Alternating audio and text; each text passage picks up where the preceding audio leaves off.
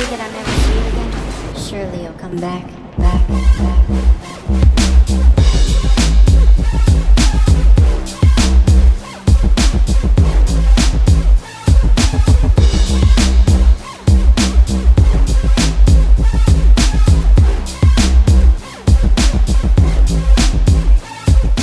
Left 4 Dead has the greatest gore physics I've ever seen in a game. While it's easy to pay more attention to getting out of a sticky situation, sometimes it's worth watching the rabies-ridden, rabies-infested human get dismembered. From the perspective of a Left 4 Dead veteran, I have found 3 tiers of gore seen in the game: reactionary, dismemberment, and kill gore. These 3 tiers are in no order, but all contribute to the realism of Left 4 Dead and the levels of fucked up shit in the game. Now, I understand that dismemberment is not a new concept even for the time. However, Left 4 Dead does a really good job of making your danger to the infected that much more realistic upon seeing what a single shot to the stomach will do to an infected's constitution.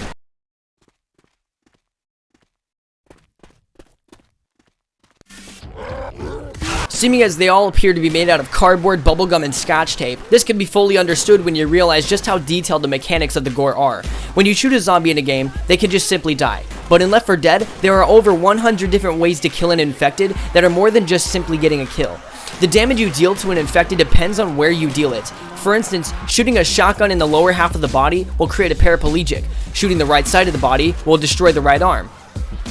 But it somehow goes deeper. Let's talk about headshots. Shooting a zombie in the head means guaranteed death for the monster. Although the same goes for Left 4 Dead, in-game however, shooting the head could also result in creating a human bread bowl. Simply put, where you shoot is where you give.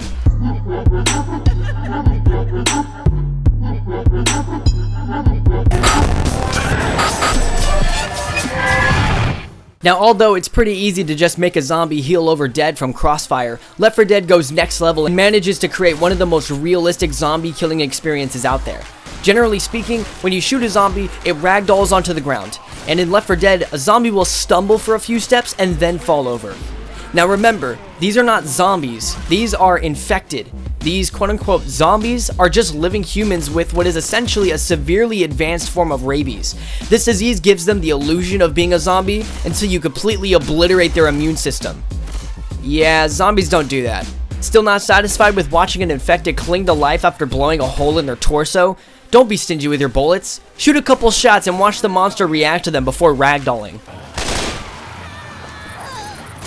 As I said before, the infected are alive, meaning they still require the basic human necessities like food, water, and oxygen.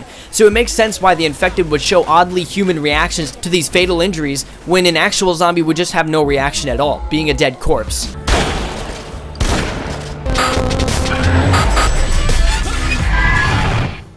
The last tier of gore in Left 4 Dead is based around the consequences dealt to the infected as a result of your kill.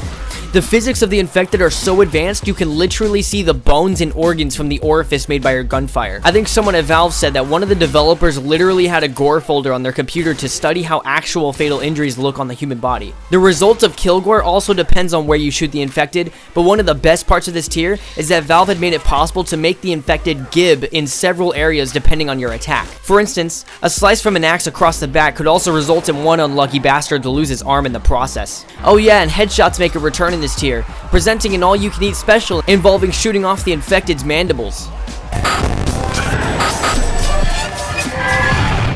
In conclusion, does Left 4 Dead really have the best gore physics in gaming?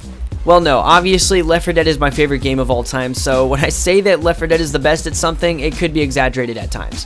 But I digress, because there have been plenty of games released with gore physics that may even be better than Left 4 Dead. But that doesn't invalidate my point for this video, that being that Left 4 Dead probably had the best gore physics for its time, likely even beating out games like Dead Space in the process.